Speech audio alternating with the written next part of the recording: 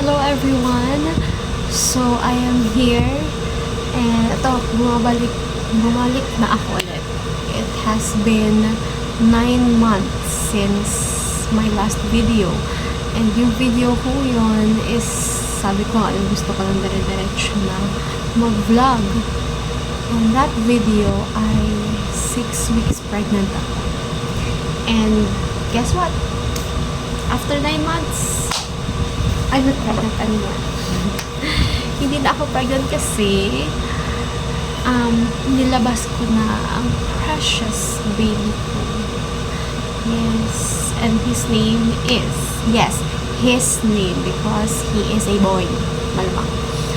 His name is Zion. And actually, ang name niya talaga ay Zion Zachary.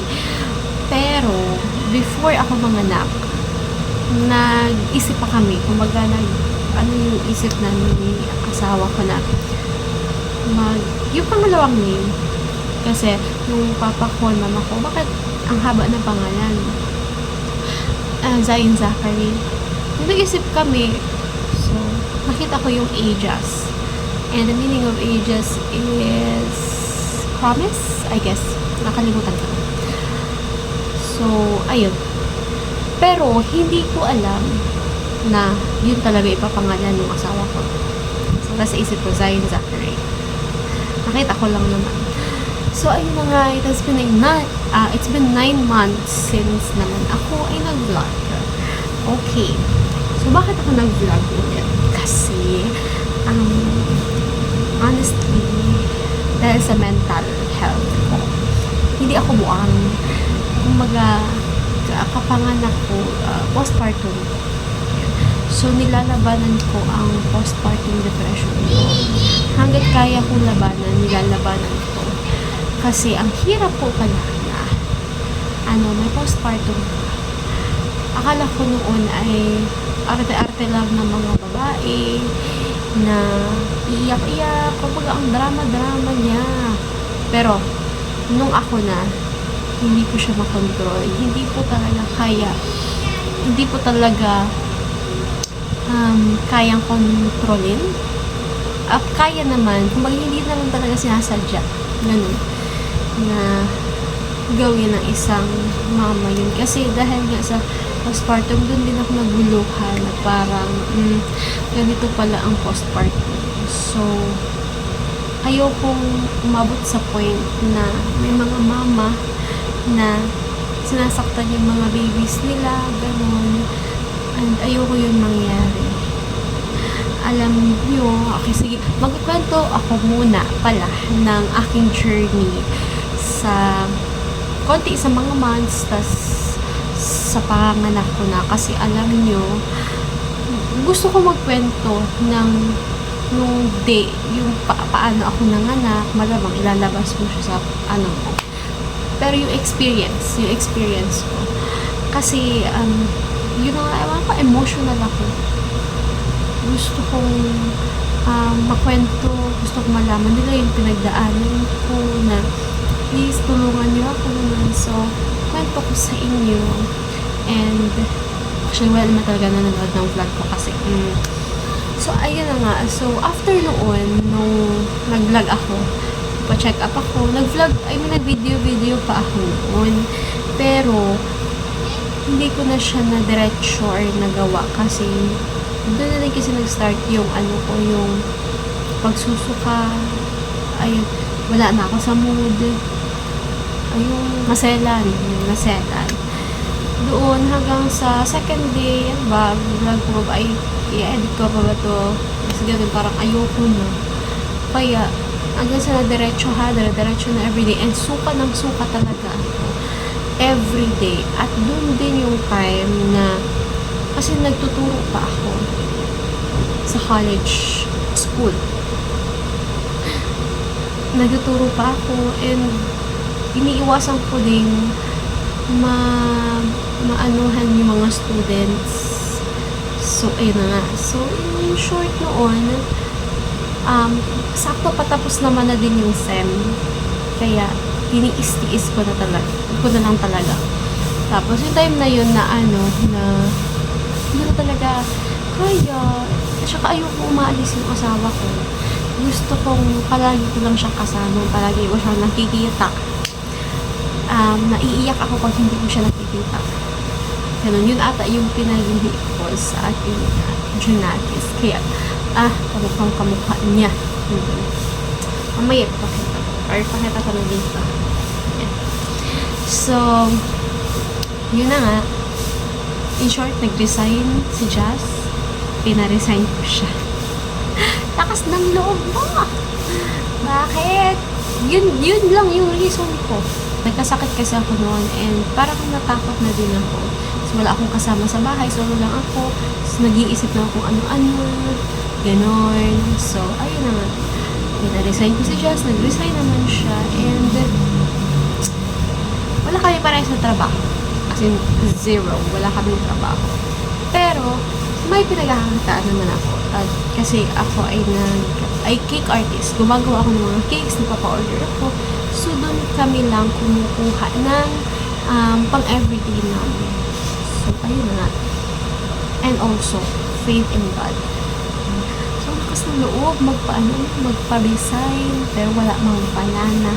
Walang, basta, yun, ang lakas ng loob ko magpa-resign. So, nag-resign na siya. And everyday nakikita ko siya, ang saya-saya ko, pero palagi ko siya inaaway. Kasi masaya akong inaaway siya, pero ayaw ko kung wala siya. Gusto ko palagi siya nakikita. And gusto ko yung mata niya. Kapag very pretty, parang puppy eyes. Ay, basta yung ano ng puppy, ganun. Parang nagpapaawa. Malaki pa mati yung mata niya. So, yun na nga.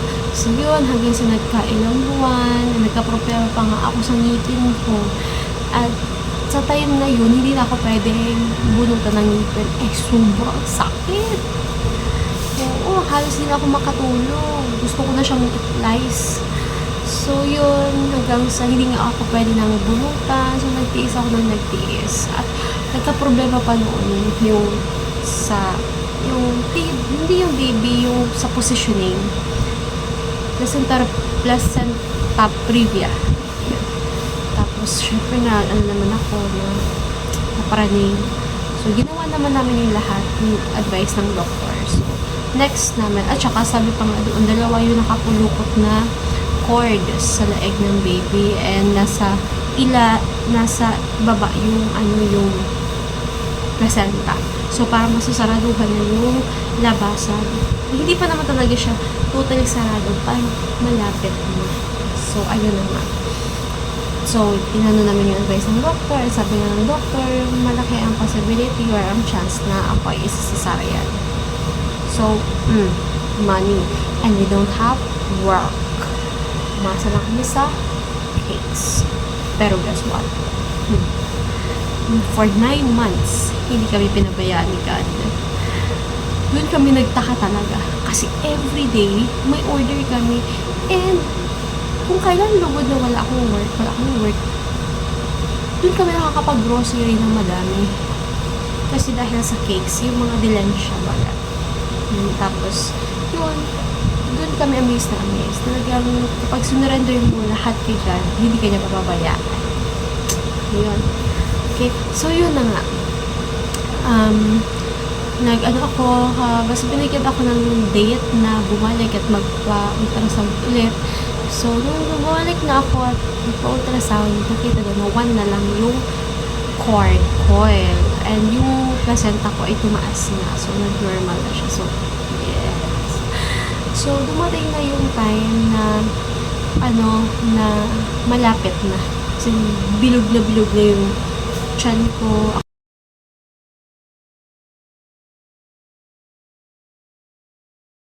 Actually, marami akong pinuntan. Punta ako sa lying-in, sa hospital, sa clinic, sa ano. Kasi, gusto ko kasi lying-in. Kasi, gusto kong makita ng asawa ko ang hirap ng babae, ng anak. Tsaka takot din kasi ako. Kasi, sabi nga nila, naniniwala ako doon na 50-50 talaga ang babae. Gusto kong makita din ng asawa ko kung paano yung hirap. Pero, pag mga panganay pala ay hospital. So, yun na. March 10.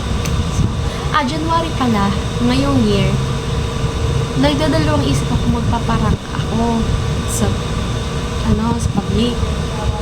as public teacher. Magpaparang ako.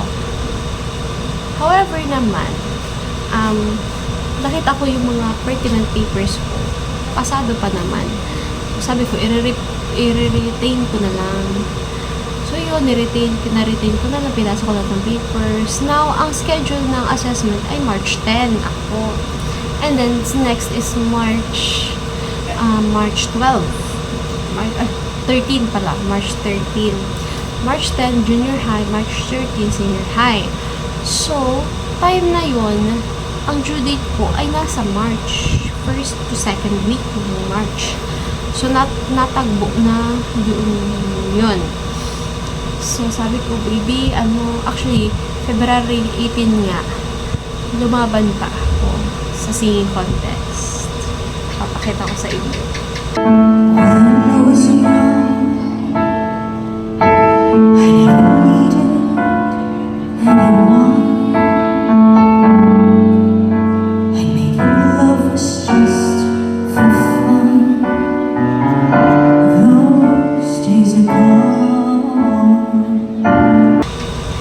So, lumaban pa ako ng singing contest. Yun na nga, March 10.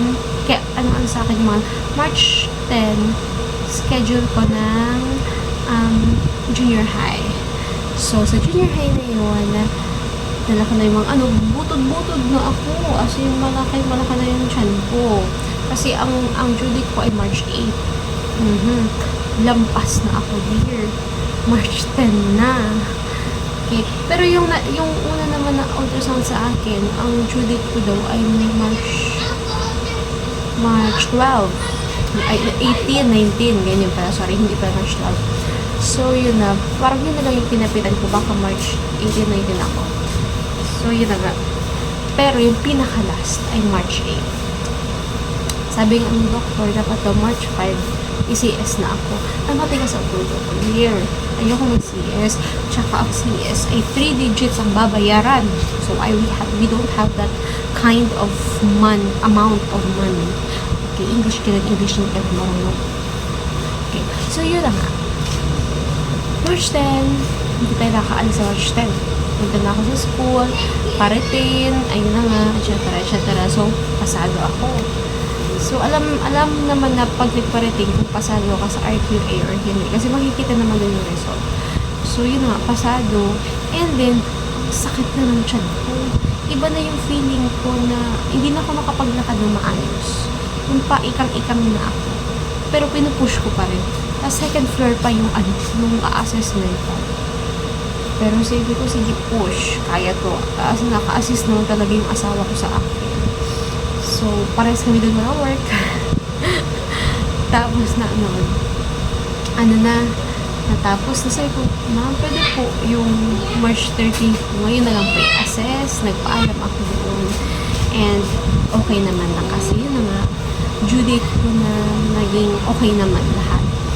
So, March 10, pag uwi namin dito sa bahay, dyan mismo ako nakaupo. Parang pang sakit na. Tapos, hindi na ako makatayo. Hindi na talaga ako makatayo. At, unlike noon, na 8 or 9 months na ako, 9 months na pa, 37 weeks. 9 months, naglalakad pa ako 1 to 2 kilometers papuntang lying in, tapos balik dito. Kaso ang problema, hindi ako sa lying in ng anak. So, yun na nga. March 10, bago pala kami, nandito na kami.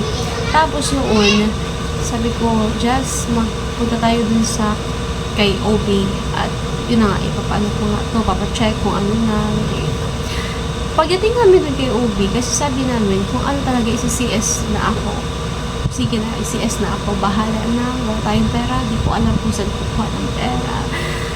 Pero, syempre, life is very important. Okay, and the baby's life. Okay, so yun na nga, nag-pray kami. Punta na kami doon sa OB. Pagdating doon, dear, sarado. Nakalive daw yung doktor. So, kinabahan ako. Ang sakit na. Masakit na siya, babe. Kaya, nagtanong na siya sa kapatid niyang midwife, kaya na nga, so sa public na lang daw. Okay, sige, wala na akong choice, public tayo. Hindi pa naman yung feeling ko parang, makakanak na ako, ganito, ayan. Kaya ko pa naman, pero paikang-ikang na ako maglakad. Before pala nun, nagpapa-IE na ako.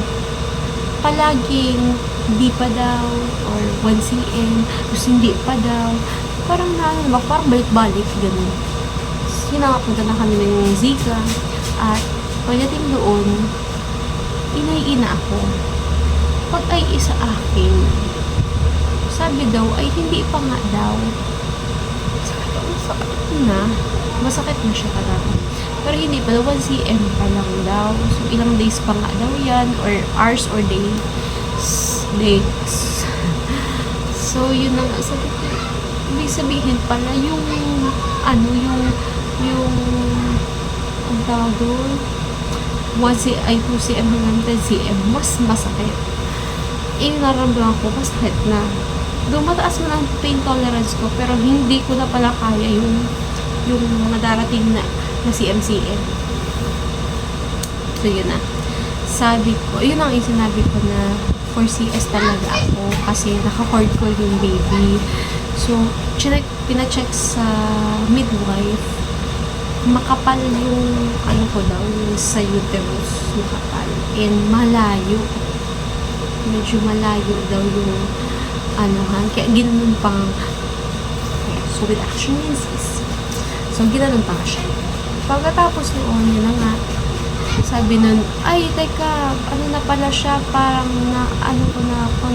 kasi nag-leak na yung water ko pala noon, hindi ko nasabi, nag-leak na yung water ko, paunti-unti, nag-leak na siya. So, sabi nga doon nga nahawakan na na siya, parang na yung water. Sabi na, sige na, idiretso na ito sa room ng panganakan. Pero, walang available na midwife na doktor, na OB. So, ayun na. Ang nangyari, tinawagan yung provincial hospital.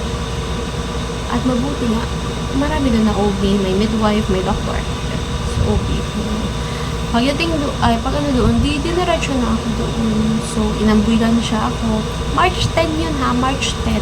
Morning ako nagparangk. Hapon, dinala na ako sa BRT. So, pagdating doon, inasikaso naman ako. Inaiulit ako.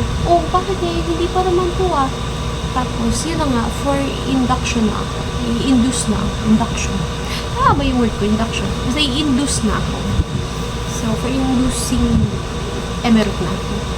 So, yun na nga, na ako, interview, tapos diretso na, na ako ng sa hospital na baro. Tapos, pagdating ko sa loob, tapos inanap ako ng toko, yung nilalagay sa chan, para i-monitor yung basta yun na yun. Alam niyo yun, yung mga nag-dentist na malaki yung toko yung nilalagay sa chan, pang monitor. Excuse me. Tapos yun na, pagdating ko dun sa delivery room, delivery room. Akala ko ako lang. Ang dami nila. Ang dami namin sa delivery room. 3 beds, dala-dalawang na Pero hindi naman dala-dalawang sabay-sabay. Dala-dalawang na, nagpupush na sila, na nasa na sila, labor na sila. So, isip ko, wow, ang dami pala namin. Akala ko ako lang, special. Nakita ko sa board, yung mga apelido, at ilang CM na sila. Tapos, syempre ako, wala ako na-feel na ganun, pero masakit. Pero hindi pa ganoon kasakit. Pagkatapos nung sige na sa ganun sila ganun. Tapos, titignan ko lang sila, sabi ko, ganun lang talaga ako. Titignan ko mga expressions nila. Tapos, hanggang sa mga ilang minuto, biglang may natatain ako gano'n. Tapos, punta ko ng CR. Bakit nagsasabi ka pa kay Doc? Yun pala, pag nisabing natatain na ako, yun na yun. Manganganak na pala siya. Kasi feeling mo, yung paranganak mo, parang pagtae. Sorry na po, first time mom kasi po ako. Tapos yun na yun, pag anak na, sa diretso na, tapos bilaan sila, grabe. Assist talaga lahat. Tapos nanganak na, tapos kami, tingin na talaga kami. Tingin ko na mga anak. Tapos parang ayaw ko na. Tapos yun na nga, tapos after noon, may iba naman na, ma'am, dito ko na po, pinapano na ako, tapos nilagyan akong parang balloon. Yan sa ano ko, pinalobo, ang sakit. Ang sakit nun. Tapos noon, makulogo na. Tapos, yun na nga, hanggang sa, parang pumutok yung, parang lumabas lang ata. Pero parang nagpapas na siya. Tapos, yun na yun. After nung kinukulit ako, feel ako na kaunting wave ng pain. Pero konti pa. Tapos yun, nakain muna ako kasi pwede pa muna kumain. Tapos, 7 p.m. nag-start na ako mag-labor. 6 pala, 6 p.m. Dumating kami ng hospital ng 4 doon sa mismong BRT. Tapos, yun na, interview Emirate, 7 p.m. start of labor. Bakit ko alam? Nakita ko yung orasan doon. 7 p.m. March 10. Pagkatapos no, may konting pain. Sabi ko, ito ba yung nafe-feel nila? Kayang-kaya naman. Langya, ang kapal ng mukha mo, be. Wala pa yun.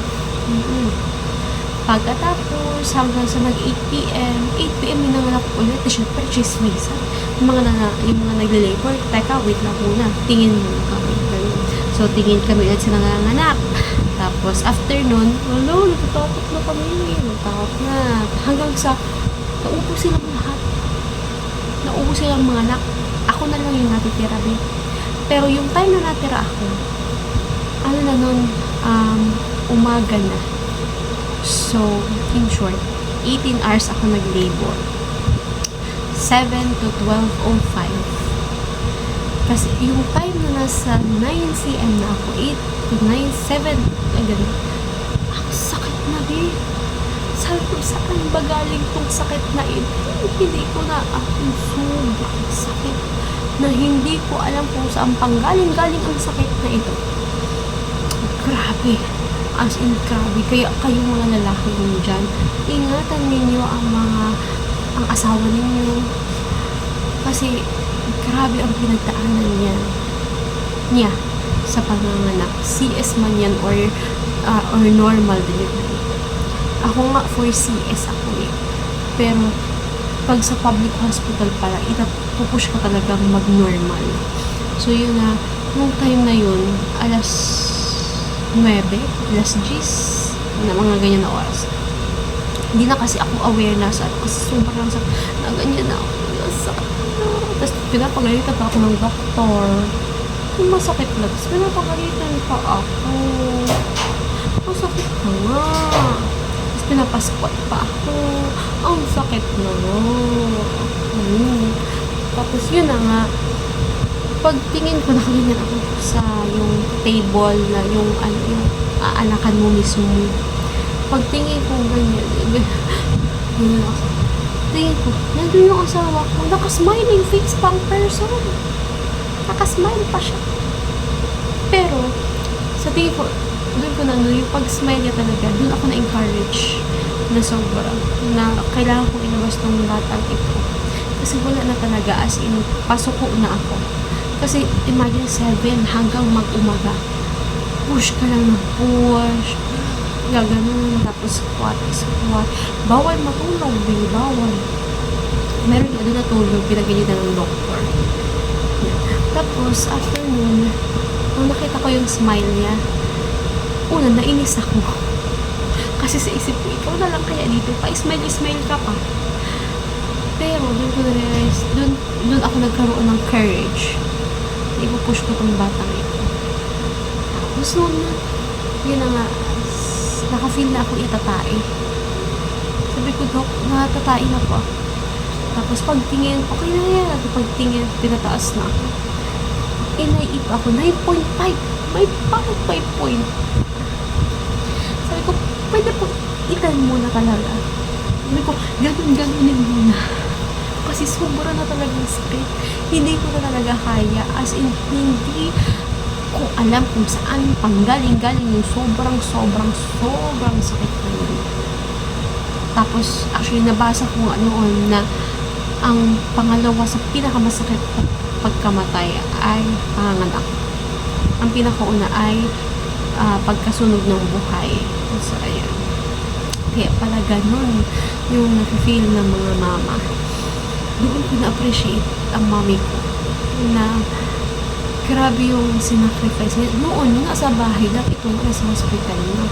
Siya, yung midwife, tsaka siya. Ako, grabe yung nagtulong-tulong sa akin. Nung sabi ko, Dok, i-push ko na to. Tapos push na ako. Sige na, push mo na. Tapos sabi ko, ang layo pa. Kasi mahibog. Makapal kasi daw yung uterus. Kaya talagang masipid. Di siya maano-ano. Tapos yun naman. At maano pa yung sipitan ko. Basta, ganun ano. Tapos, ang nangyari, sabi ko, Dok, one last push kasi talagang sabi ko, Dok, ayoko na. I-CS nyo na lang ako. Ganun na. Dahil hindi, andyan na yung ulo. I-push mo na.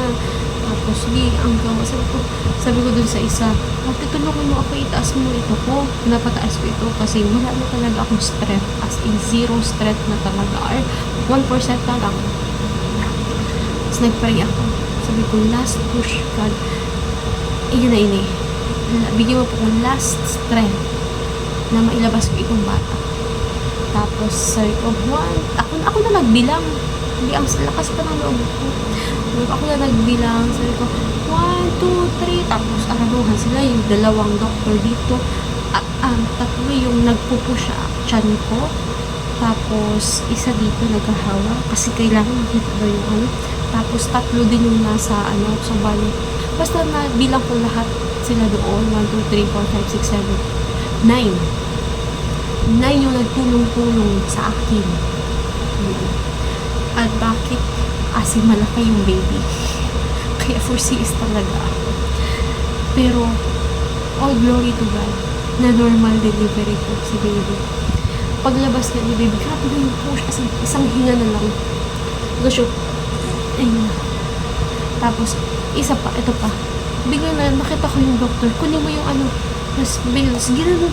May ginanon sa ko. Sabi ko, ano ito? Ang saka na. Tapos, isa pa, doon pa sa isa. Ay ko, grabe talaga yung sakit. Ginisian ako. Inanuhan ako. Ginupitan. Ang sakit. Tapos, yun na, hanggang sa pinusya talaga yun. Sila talaga yung nag-ganun. Tapos, yun na. Nailabas na yung baby. Paglabas ng baby, tapos, ito pa. Pag ng baby ko, nilagay na dito ko, hawakan ko na sana yung baby. Kaso, hindi sa akin pinahawakan. Kasi hindi daw umiyak yung baby. Tapos noon, basta yun pero narinig ko umiyak yung baby para nagyan ng kaunti. So, doon ko nalaman na buhay si baby. Kaso di ata nila narinig. Tapos yun na, dinala agad sa kung saan nila dinala. Tapos nilinisan si baby. Tapos yung itsura nila, parang, sila, anxious. Pero ako, alam ko buhay si baby. Kasi narinig ko yung voice niya. Tapos yun na nga, hanggang sa gaganon ako. Katulog na ako. Tapos, gano'n ka ba? Alam mo yung hirap ka na, sasapakin ka. Pero hindi naman yung malakas. Yung talaga magigising ka lang talaga. Kasi bawal pa lang matulog.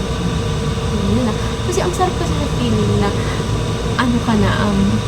na-relieve na yung sakit. Sobrang sakit. Tapos, bawal pa lang matulog. So, yun na nga, hanggang sa na ako, nilinisan na yung puwerta ko, ay kinuha pa pala yung Tapos ito pa, lumabas si baby na naputol na yung puso. So, hindi na nila nakat yung puso kasi lumabas siya, putol na. Kaya yun pala yung reason. Kaya ako ay talagang isisisaryan. Kasi nga, parang nakaangkla yung sa cord. Kaya hindi lumalabas si baby. Ganun. So, dapat pala early talaga ako nanganak na. Kaso, hindi talaga nakaka-push palabas si baby. Kasi yung pusod, nakapilipit dito at naaangkla ng hindi maiksi na, kaya hindi siya nakataas. So, grabe yung miracle ni God sa akin. Grabe. As in super. Kaya, yun na nga. And, dun pa sila natakot kasi putol na yung pusod ni baby nung lumabas. Sa sobrang pwersa. Tapos, ayun, nilinisan na. Ang panlinis nila, malamig na tubig eh. Ang lamig. Naka-aircon pa. Lamig na tubig. Pero, talagang, hindi ko na yun na-feel. Kasi, I felt so relaxed. Hanggang sa, yun na, pagtahi mo. Ang sakit na naman. Urati mo, ang tatahiog ka sa mismo, ang sakit. Grabe mo, masakit talaga. Pero, tiniis ko na lang guys, para matapos. So, yun na nga, pinano na. At ito naman yung yung sa labas. Kasi, ito pala, bawal pala pumasok yung mga banda. Sa labas na sila ng hospital. Mag-a-announce na lang kung nanganak na, o hindi pa. Hindi na? Hindi pa. So, yun na nga. Ito na yung time na lahat na ng mga, yung una ko pala, yung mga kasama kong una, lahat na yung natawag na like, apelido na, De La Cruz, diaper, ganoon. Yung sa akin na hindi pa natatawag, kaya grabe na daw yung nagutol yung ating story. So, ayun na nga, na, saan na ba tayo? Ayun na yung nagko-call na sila. So, 18 hours ba naman, walang tawag-tawag overnight, nakauwi na si Papa sa tabako hanggang nakabalik sa Daraga. Wala, hindi pa tinatawag yung apelido hanggang sa 12:05. Lumabas na si baby. And, yun na. Nagtawag na. Ang tinawag, Bayonito, diaper. Tapos yun na. Gusto daw nilang magtalon. As in, sobrang saya nila. So, parang ako ba yung kaya po? Nung ini-story nila yun. So, ako, dinala na ako sa isang kwarto. Parang ano din, ward. Ay, oo, parang ganun. Parang pahinga muna, ganoon, tulog. Tapos, maya-maya, ayan, nandun na si mami. Nasikaso ako ni mami kasi mga papers, ayun, PhilHealth, at all. Tapos, maya-maya, ano na, binigyan na sa akin si baby. And, he's so cute. Nandiyan. Pakita ko. Ayan. Ito yung face ko. Haggard ako dyan, Haggard. Pero ganun talaga. I am so blessed to have this cute little baby. And, yun na, his name is Zion. Ito na, yung sa pangalan na babe. Ano po yung pangalan yung bata? Zion. Nagdalawang isip ako sa pangalawang pangalan kasi gusto na nung asawa ko na kapangalan na nga yung Aegis kasi Jess siya. So, sabi ko, siya na lang mag-fill up. Pero nasa isip ko sana Zachary ang i-fill up niya. Yun na yung pinil up, Aegis. So, ang pangalan ng baby ko ay Zion Aegis. So, yun na. So, I'm so happy pa rin. Kasi yung pangalan niya, and Zion talaga ang gusto kong pangalan. And, yung gusto din na pangalan ng asawa ko, Aegis. Kasi kapangalan niya daw. So, yun na nga, hanggang sa dun na, marami kami dun sa ward. Pero, okay naman na din kasi malamig. May aircon na hindi kagaya ng dati na electric fan, tapos pay, grabe init. So, nag 1 week kami doon sa hospital kasi nga, may mga test pa. Actually, tapos na natin yung test kasi sa hearing test, sabi nga, valedictorian yung baby namin kasi yun, as in, very healthy yung baby namin. Na yung sabi ko, thank you Lord, normal ang baby namin, healthy, walang problema. Medyo nagka-conserve ako yung nag-yellowish baga po, yung mga baby. Eh, napraning ako, halos na umiyak talaga ako. Bakit nag-yellowish siya? Alam ko, pag yellowish siya liver. So, normal pala yun kasi yung bilirubin, yun, yung bilirubin. Pero, after a week or two, naalis man din. So, yun na yun yung nangyari. Naalis man din yung pag-yellowish ng baby namin. Hanggang sa'yo na, nag-celebrate na kami ng first month. Pero, nung, ano yun, yung mga weeks na yun. At yung newborn stage, grabe. Grabe. Walang tulog. Walang tulog. May time na andun talaga, wala talaga akong tulog. As in, solid, walang tulog. Hinantayan ko lang talaga si baby. And si Jess, may work na din doon. Na-timing pa. Na-timing siya. Na nagka-work na siya. And blessing kasi may expect kami every month or kinsanas katapusan. Hanggang ngayon may work na siya. So, ako naman, babalik na din ako sa work. Pero ito na yung pinag-iisipan ko. Kung ipupush ko yung passion ko or yung teaching or yung my passion or profession. So, another video yun. Passion or profession. Ayan. So, yun na nga. So, ilang araw hanggang sa nag-1 month, buti nga at tinulungan. Doon kami na nagdiretso sa church sa bahay namin sa Burak. Kasi, para matulungan din ako ni Mami, and lahat ng nandun, nila Papa, mga kapatid ko. So, malaking tulong talaga yun. Kahit sa isip ko, kasi nagbukod na kami. Sa isip ko doon na lang sa bahay, kakakayanin ko naman. Kaso may work kasi just, ako, hindi talaga kakayanin. As in, zero quality. Hindi siya kakayanin. So, yun na nga, doon na malaking tulong yung nandun yung family mo para tulungan ka. Kasi, malaking tulong sa mental, kasi yung postpartum depression. Alam niyo ba na may time sa gabi na umiiyak ako habang tinitignan ko ang baby ko at yung asawa ko na tulog. Ewan ko kung bakit ako umiiyak. At minsan din, umiiyak din ako kasi sabi ko nanganak na ako, ang cute-cute ng baby. Ganun. Parang, super emotional. Pero may times din, alam niyo ba yung, yung feeling na hawak-hawak mo yung baby, tapos bilang, para kang madadapa. Ganun. Tapos hawakan mo talaga yung baby maayos. Ganun. So, yun. Nasa na 1 month si baby. Tapos nag 2 months. Ngayon, for 3 months na siya.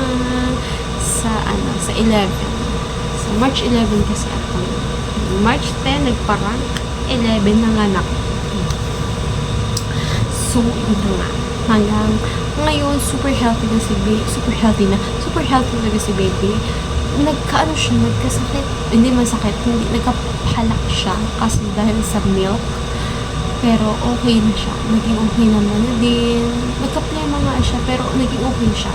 Naging okay na. And ngayon, medyo pabago-bago ng panahon, pero okay naman. Healthy si baby. Pagdating naman sa bakuna, hindi ko pinapatunahan si bye-bye. Kasi I do believe that the design of God, so yung design ng ni God sa baby sa isang tao, at yung mas naniniwala, I do believe na mas powerful si God kaysa sa anumang mga bakuna. And lahat naman tayo may iba-ibang perspective and reasoning about that. But for me, for us, hindi ko talaga pinabakuna si baby. Maybe nung una yung sa hospital kasi yun, yung sa HEPA. Pero yung sa barangay, hindi ko pinabakunahan. Kasi unang-una din, nakita ko din sa Facebook na may mga namamatay na baby, ganito, ganyan. Tapos i-reason din ko sa pneumonia, yung kung ano-ano man. Tsaka isa pa kasi yung dito sa pamangkin ko na din. Wala siyang polio, pero nagka-polio siya nung binakunahan siya ng anti-polio. So, yun. Para safe, ayoko na. Hindi ko pinabakunahan si baby. Ngayon, super healthy ang baby namin ngayon. And pa 3 months na siya. So, wala kasi siya dito. Nandun sa lola niya, kay Mami. Kasi ngayon, ako ay gumagawa ng cake. Kasi kapag nandito si baby, hindi ako makaka-focus. So, itong pag-video ko ay weekend time ko kasi nasa baking pa naman. Nasa oven yung butter, yung cake na. So, yun na. And, hoping na kapag video pa ako ng ibang marami pang videos and yung journey namin. So, ipapakita ko yung mga bang videos ni baby dito. And I know magiging mahaba itong video, but it's okay. Mas gusto ko nang video para mai-look back ako.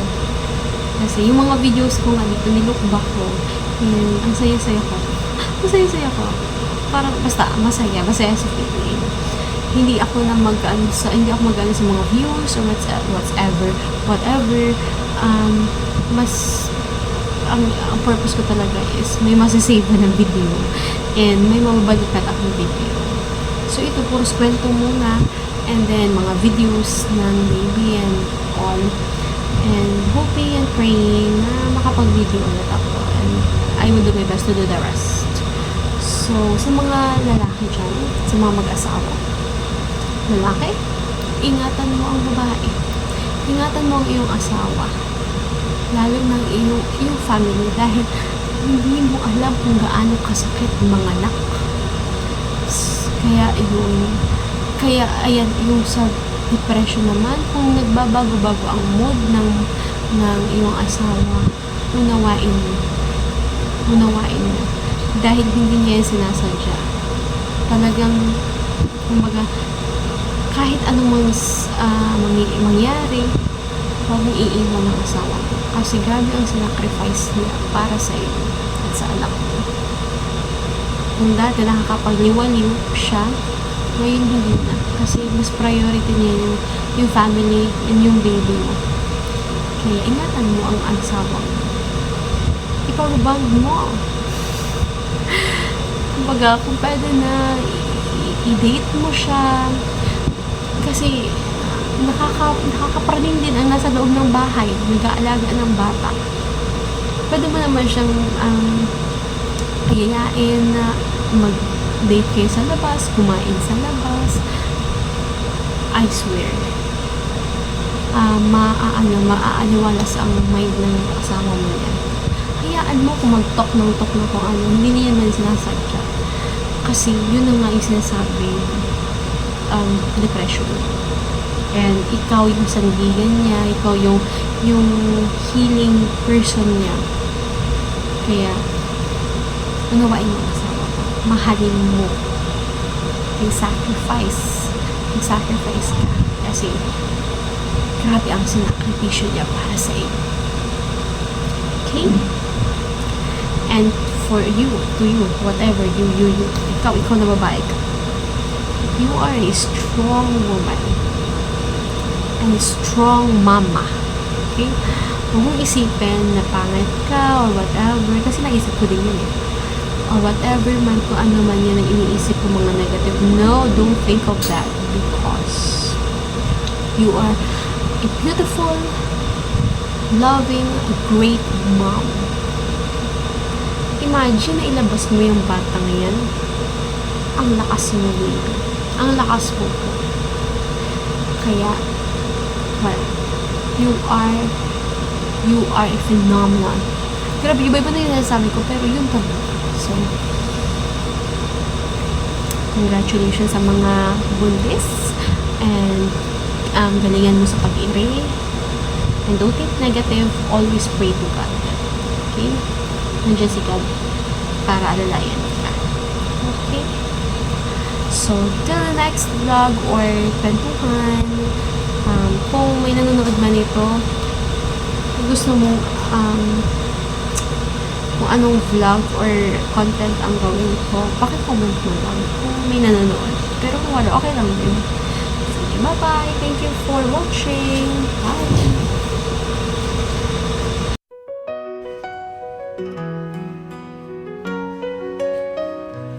In the morning light, when the world awakes, I see your smile, and my heart just breaks. For all the love you've given and all that we share, I promise you I'll always be there. I'll love you always, through the highs and the lows, in every season as our story grows. No matter what comes, no matter what stays, you're my my forever.